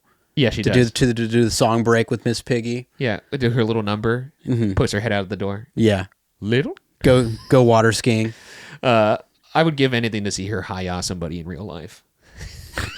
It's so good. It is amazing. And then live actor Sweetums. I think it's really cool that they put the care into making sure that it was authentic, and it's just fun to see a live performer on a show that's a rotating show essentially. That's something we don't typically see nowadays either, just because everything's so automated. And it's a fun mascot costume because it has a mouth animatronic, like a mouth element inside that the performer. Oh, I didn't know that. Used to flap Bunny, Yeah. But you'll notice that when he's doing that, one of the arms is just pinned and dead because the performer's arm's in it. But there are scenes where he comes in, like especially when it's dark with the flashlight, he's using both his hands because you can't see the mouth flapping because Sweetums is walking around with the flashlight, and so or when he runs with the bucket and he throws, then you see the Sweetums performer like flapping his head around a lot to make the thing flap.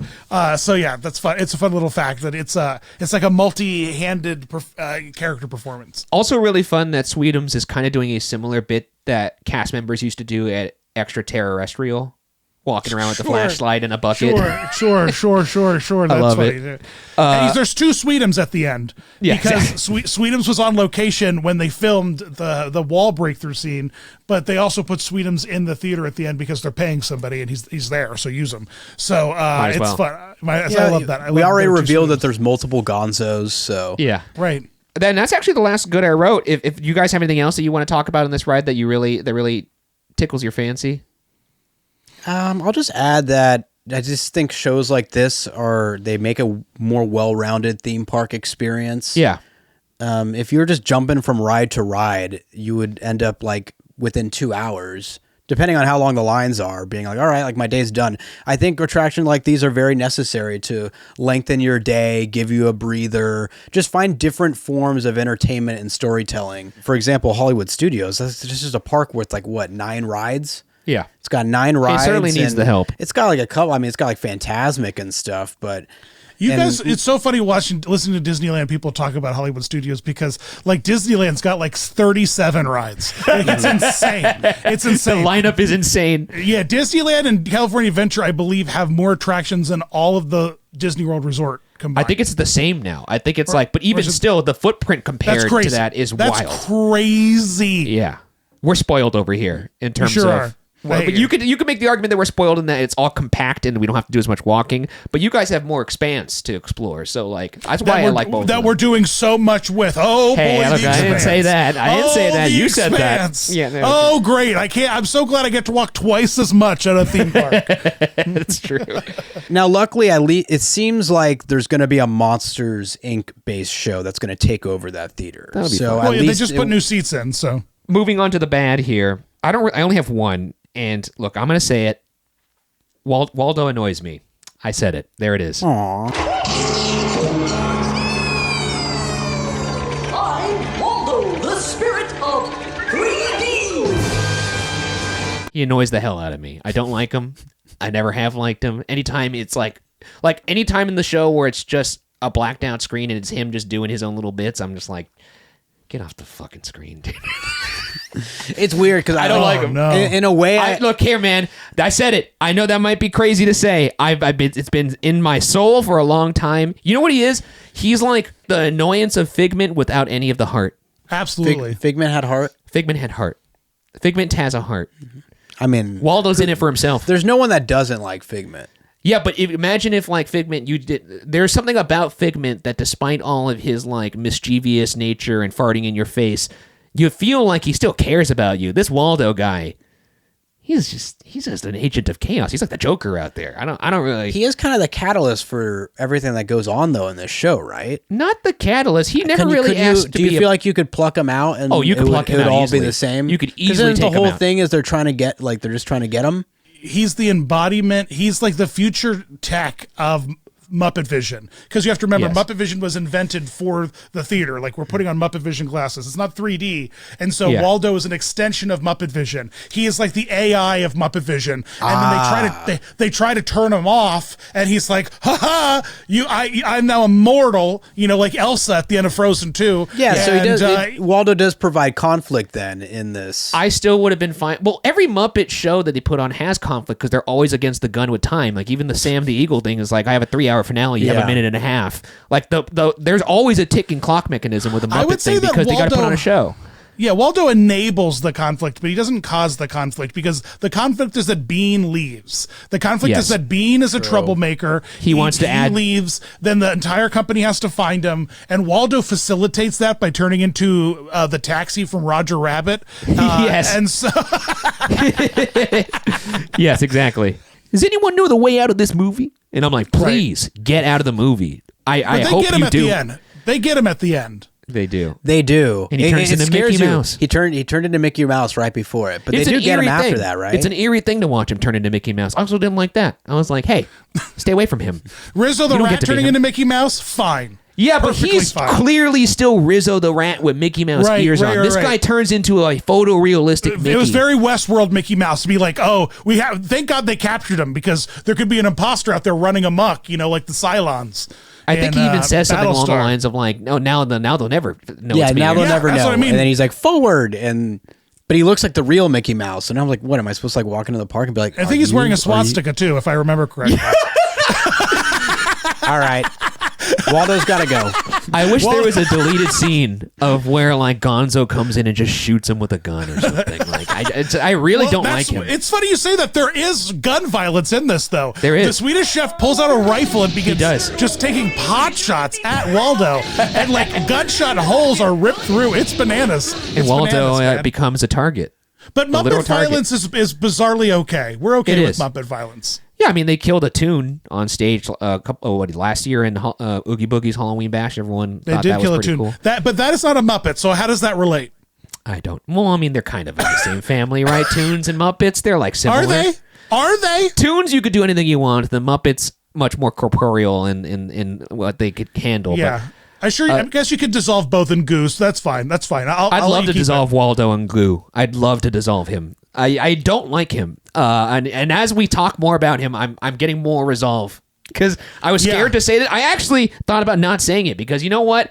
I've kept it in for this long. They're finally getting rid of the show. I'm glad you let it out. Not finally. They're getting rid of the show, unfortunately. And now I could finally air out this take. Or I could have just left it. No one needs to know I don't like this guy. No.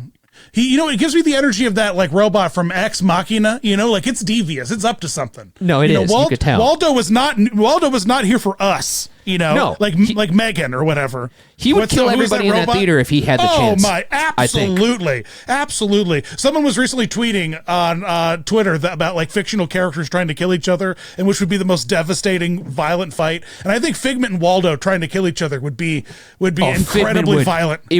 Figment would beat the shit out of Waldo. I don't know, man. Waldo would put up a fight. I think that there'd be a lot of destruction. I think there'd be a lot of crazy, imaginative destruction. Somebody's draw some art of that. Figment versus Waldo. I'm sure it exists out there. There's probably like some sort of fic out there. Anyways, moving on. Do you guys have any other nitpicks or bads about this? Because that's really my only one. I don't like him. Man, nothing pisses me off more than like getting into the pre-show queue space and it's very clearly the doors are closing and like I just missed. Oh, dude, that is the worst feeling. You know what I mean? Not that I don't like the pre-show, but like I was like, you feel like you're like Neo in the Matrix. Like if you could like walk into an attraction and just like slide in as the doors are closing behind you, feel very cool. But you feel like Urkel when you walk into the pre-show room and the doors are closing as you walk up. Well, for me, it's like I don't want to get there when the doors are already just opening because then I miss all the pre-show, but I also don't want to get there at the very beginning and the doors have just closed and I missed it because now you're stuck there for even longer than the pre-show. So it's a spot you don't want to be in. If I walk into the Muppets pre-show and someone's sitting down, that's a sign that I got there at the right time. Exactly. You know what I mean? That if someone made the choice, I'm like, oh, okay, we're at least 5-7 minutes into this. It's great. It's a sign. Byron, you got any bads or nitpicks before we move to the world-class tests? I would say maybe for some, it's not like a super like I don't want to say rewritable, but something that you would do over and over again. Maybe that's why it's not as popular. And I guess. Or other attractions are kind of the same. It's like not like a Bug's It's Tough to Be a Bug has like a crazy demand. Mickey's Feeler Magic doesn't have a crazy demand. So shows like this, I feel like maybe that's why they have a shorter shelf life. This is a generalization, so I'm going to admit that up top. But is it fair to say that films, or even just shows in general, have less rewritability than a ride? Yeah, I'd say so. Like people are more like, I could ride Space Mountain every time I go to Disneyland, and it's a new experience every time because it's just a thrill. You're physically moving through a space, whereas like a film, it just doesn't have the same repeatability as perhaps a ride. Yeah. Yeah, but it's a good old standby. It serves a purpose. It's there for a reason. It's comfort. It's like a comfort blanket. You know what I mean? It's what you know what to expect. And you know what? I mean, we really mentioned it, but it's also very like accessible and for anybody with like sensory issues and stuff. It's just such an accessible like attraction. That's just fun. That's still fun despite all of its accessibility. That's fair. Let's move on to the world-class tests. I've been dreading this because I don't want to be the podcast. And I was like, this ride is actually not that Here good. we go. This is a rubric of 10 tests, painstakingly devised by Byron and myself to determine if an attraction is world-class. To receive the highly coveted world-class pass, the attraction must pass 7 out of 10 tests. A score of 6 out of 10 leaves the attraction up for debate for world-class pass standing, and anything lower than 6 out of 10 is an automatic fail. Now, this test was made to be objective. I'm going to point that out up top. All right. Test number 1, the average tourist test. Would the average tourist have a hard time getting on this ride? Is there a long wait? Is there a complicated queue system? No. I mean, in its current existence, no, you could get on this ride fairly easily. It's going to be incredibly hard to get on it in about a year. Impossible, some might even say. But no, this is pretty clear. No, and also it gives you the warm, tingly feeling of going to the movies for free. That's true. Because you know what I mean? Because it's always fun to walk into a theater and have a good time and not have to pay anything. I don't have that experience often, and by often I mean almost never. So that you got a point there. I think it's a pass. It's hard to miss this because you basically have to walk past it to get to Galaxy's Edge. Yes, and it has a new courtyard built around it. Everything. It's kind of hard to miss the Miss Piggy. Yeah. Water fountain and all that stuff. Moving on to test number 2, we're at 1 for 1. Good start. The Leslie Stahl test. Would you be willing to wait? Oh boy. Would you be willing to wait 60 minutes for this attraction if you've already been on it at least once? Or if everything in the park was 60, would you wait for this? No, I guess no. Obviously, no. I was gonna say we're gonna have to have a real gut check here because this is obviously a no, right? I know there's probably people who are like Muppet Vision maniacs out there that are like, no, I'll wait 60 for this. But in your heart of hearts, most people ain't waiting 60 for this, including myself. And also, I don't believe the attraction's really even built for it. I mean, the capacity is nice, and I don't think you'd ever get up to a 60-minute wait for it, because there's just nowhere to queue. Like the pre-show is the theater space, so I mean, there's really no wait space. There's that hallway, but yeah, so no. Byron, yeah, what do you got here? The only instance where I would wait an hour would be if I was at Disney World, know that I'm never going to get it again. Exactly, yes. And it's an hour wait. I'll wait that. That's the only, but in the spirit of the test, you got to fail it. No, I agree. And I would wait an hour for Rock and Roller Coaster. I'd wait an hour for Tower of Terror, probably Mickey Minnie before I would wait an hour for this. Sorry, we still got 5 more chances. That's right. Moving on. That's a fail. 1 for 2. Smartphone test. Test number 3. Does the queue of this ride have enough to keep you off of your phone? Absolutely. Absolutely. Yep. One of the best pre-shows in the game. Really great visual gags throughout the queue. So much to look at. So much to touch. There is switchbacks, I think. In a weird world where you're outside. In that extended queue, there's still gags, the movie posters, stuff like that. Yeah, even back in the day, and this might still be there. There was like a blue pipe that was sticking out of the wall, and they drew Gonzo's face on the wall to make it be his nose. Very funny. No, I think there's plenty to keep you on. And in fact, I mean, you're literally watching another film, like you were saying, a Saturday morning cartoon. Yeah. So, no, I think this is an easy pass. Pass. Nice. All right, 2 for 3. That feels good. Test number 4, the Tony Stark test. How innovative is this attraction? Does it push theme park tech forward? This one's tricky.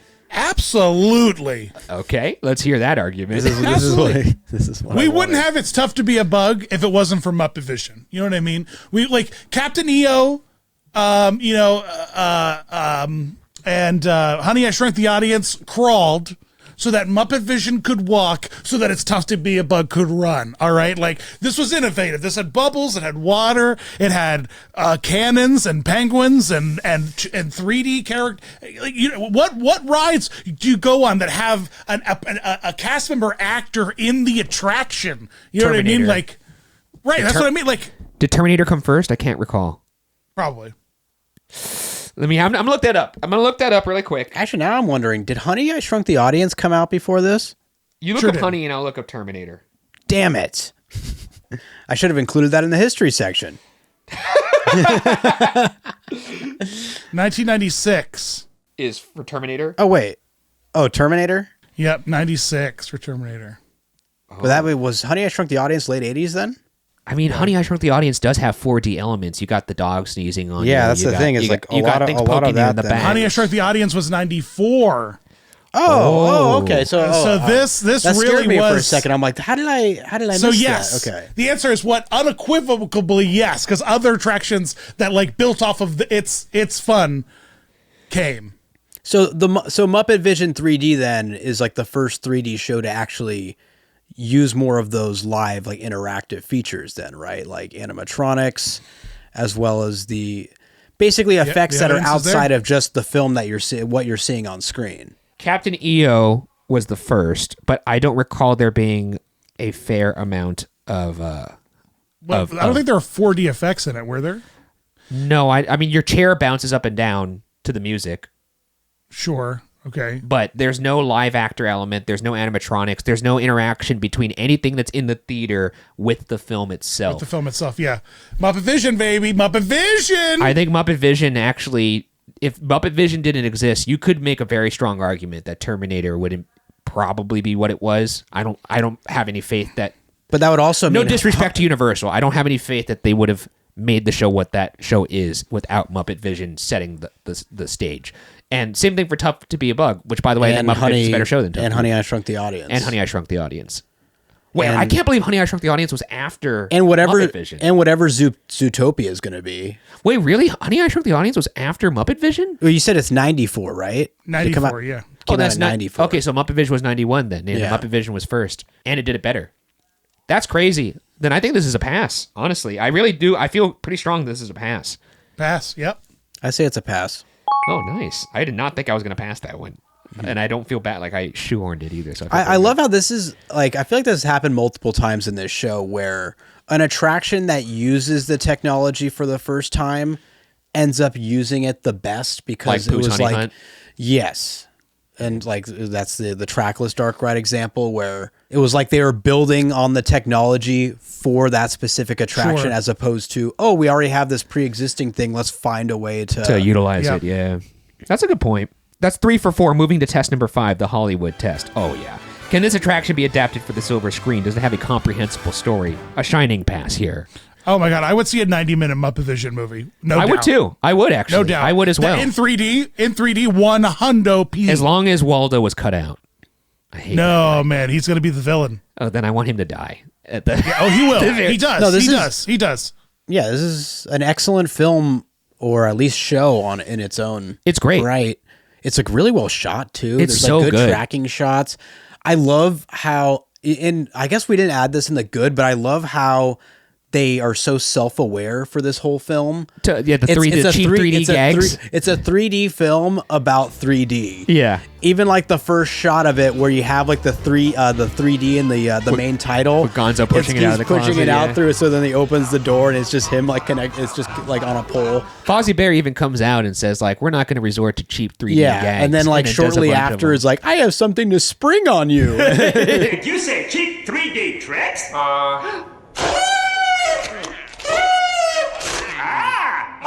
And here's something I wanted to spring on you. It's really good. The remote control banana cream pie. So yeah, this is needs more sugar. Definite pass. That's a pass for me as well. 4 for 5. Moving on. The Simpson test, number 6. How likely is this to be? How likely is this attraction to be replaced with something new? All right, let's move on to test number 7. It's an automatic fail because it is Happening. It's happening. So 4 for 6. Womp womp.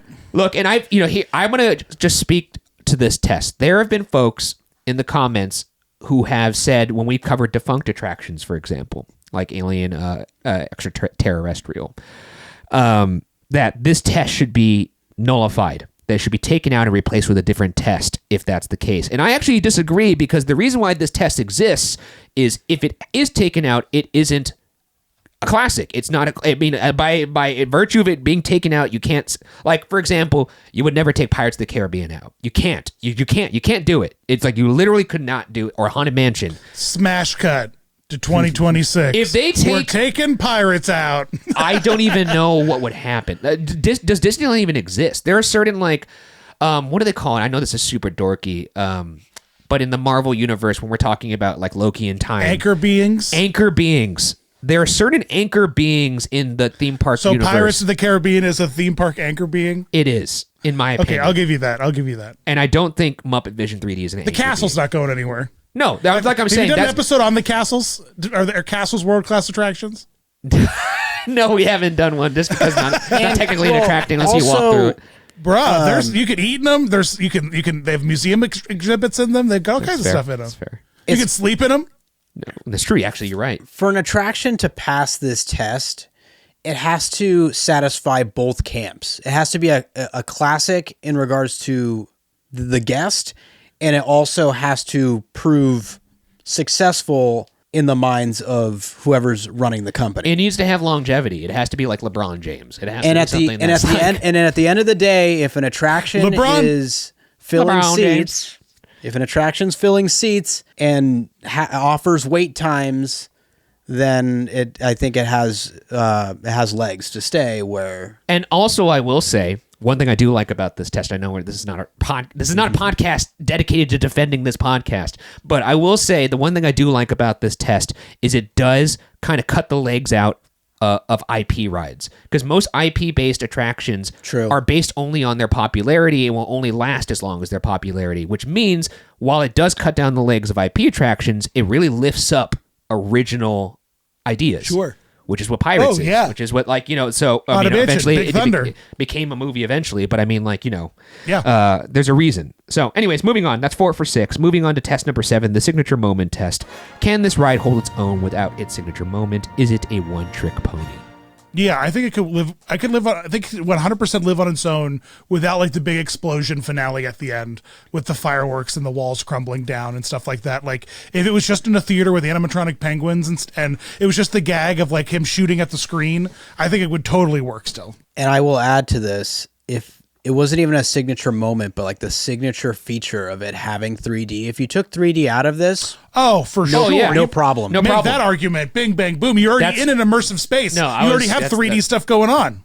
No, I just watched a watch through of this on YouTube, and even without the 3D, I was like, this is a fantastic film. That's a really good point, because I was struggling to think about how you pass this one or don't pass it, because it's like it's a movie, but yeah, there's live elements. There's a great pre-show. The 3D is like, I guess, the sell of it. It's on the marquee, and yet if you take it out, I don't care. Yeah. And remember, kids, if you want to record your own Muppet Vision 3D films at home, just take one of the lenses from your polarized glasses and put it over the camera lens of your phone, and you can take clips of the movie. Wait, what? Really? Yeah. Oh, cool. I didn't know that. Huh. You just use one of the polarized lenses of the glasses to put your Ray-Bans take little movie that. clips. Yep. That's a pass. 5 for 7. 5 for 7. We're in great shape. Moving on to test number 8, the premature detraculation test. Does this ride finish too soon? No, it's perfect. The length is perfect. It's a very full experience. Very satisfying. Philharmonic, I hardly knew her. Oh my God. That's a pass. That is a pass. Test number 9, the exit hall test. Do you see people be physically excited getting off of this ride? Do they have that bounce in their step through the exit? Now, this is where we're going to have to gut check again, because I don't think so. I don't think so. Oh, I definitely think so. When you go into this, people are laughing. People love it. People are like, they leave happy. People don't leave upset. No one leaves and they regret their choice. Everyone's having a good time. Everyone's like, oh, that was a good little sit. I had a good little 12-minute sit. I had giggles. It's not like Beauty and the Beast sing along where you have to listen to an aging Angela Lansbury croak out "Tale as Old as Time" again. No, it's a classic. It's a good little sit. It's a I don't know what it is. It's a sit. It's a sit. I will say that there is a fair amount of people who go, that is better than I thought it was going to be. Yeah, 100p, bro. Byron, you look like you have some thoughts here. I feel like I have more balance than anyone else in the theater. Yeah. And it is like a theater at, a fifth capacity at best. Yeah. Any videos I've seen of this, I don't notice a crazy amount of bounce. I feel like if this attraction, if I were to be honest and say, oh, it supplies a bunch of bounce, you wouldn't have walk-on weights. No, it wouldn't be taken away either. I think this was a fail. That being said, for me. I do think this is closer to passing this test than most shows of this caliber. I would agree with that, but I still think it's a fail. I would have to say with that in mind, you're hard pressed to find a showing of the Indiana Jones stunt show that you can't like walk into at the last moment as like Indy's still falling out of the ceiling. So I mean, like you can still get into this thing, man. Like I don't know if that's a negative. I think people are walking out of that stunt show with a little bit more excitement just because they're seeing physical stunts performed in front of them. Like I've seen that at Waterworld. I still don't know if I audience with a bucket. He runs through the audience with a bucket. That's incredible. That's an incredible stunt. You're right. I gotta get. Okay, I just considered the bucket. I still think it's a fail, unfortunately for me. I thought about it for a brief moment. Thank you for taking a time to think about the bucket. Yeah, Byron, what do you got here? It's coming down to you. Just to be objective, I got to give it a fail. I think that's fair. I think it's fair. That's 6 for 9. But for the record, Dan passed that. For anybody that's out there. Yeah, let the record show. Dan. Test number 10, and this is where it all comes down to, the fine wine test. Has this attraction aged well? Has your opinion of the attraction appreciated or depreciated since your first experience? Or if it's a new ride, do you believe it will age well? Dan, the floor is yours.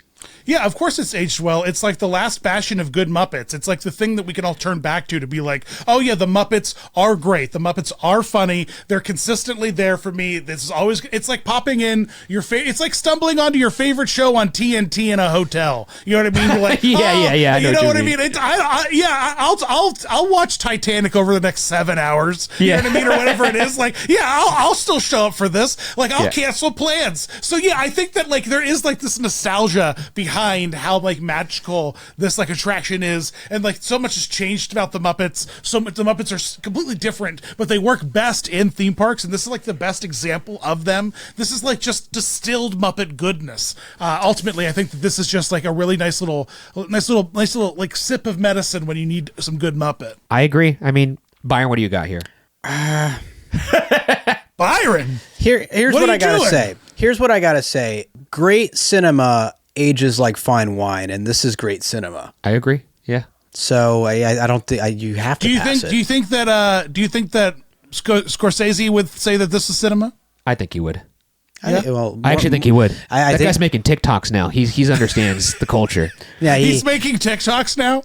Yeah, he is with his granddaughter. No, he's like, she's making the TikToks. And, featuring him in them. He's walking out of Muppet Vision. He's like, web slingers, cinema. This, I don't know. Yeah, dude. No, here's the thing. I think people could look at this test through the lens of like, well, it's not popular. People didn't go on it. It's being taken out. And sure, that's a way to look at it. And then you could be like, oh, it didn't age well because no one rides it anymore. But I think anybody who has seen this film, because that's what we're looking at. The people who have experienced this attraction, they love it more and more every time they see it, I think. And I think like if you could get somebody like the rewatchable TNT thing is a great example. You get anybody to watch this thing for 1 to 2 minutes, you got them. They ain't leaving. Oh, yeah. And I think that's a good sign that this thing still kicks ass. Even just rewatching it recently, I was like, man, this is still so fucking funny. Yeah, it moves. It really does move, and it has a good bounce to its step. And Dan, you get to see this show more frequently. Like, how's it running? From what I recall, is like the animatronics are always working great. It always seems like it's a great show. Like it's well maintained. Yeah, man, it's awesome. They refurbished it recently too, and it apparently it's as good as it's ever been. So and we don't get shows like this anymore. We don't. So I think this is a pass, and a pass is all around. That gives it 7 out of 10, which means Muppet Vision 3D officially a world-class attraction, getting in by the skin of its teeth. I think 7 out of 10 is a fair score. And we did it, boys. Here's the head back on. The elbow head's coming back on. Oh, no. And while he puts it on, that does it for this episode of For Your Amusement. If you're watching, make sure to like, leave a comment, and subscribe to the channel. Or if you're listening, please rate the podcast 5 stars and subscribe as well. And consider supporting us once again by joining our fourth wall and becoming a park hopper by heading to fyapod.com. As mentioned up top, it'll help us keep this madness going, but you'll also get up to 3 monthly bonus shows in addition to the free main show that you subscribe. Just watched. What are you doing? What are you sitting on? Come on, guys. Come on. And down. also, you'll find our merch there as well. You know, Bob Iger subscribed. He's watching. He's sitting back right now. He's thinking, "Oh man, I don't know. We might have to turn this thing around. It's a world class attraction. We might have to keep it." And thank you to those who are already park hoppers. Here's the names of 10 e-ticketers that we'd like to thank over at fyapod.com.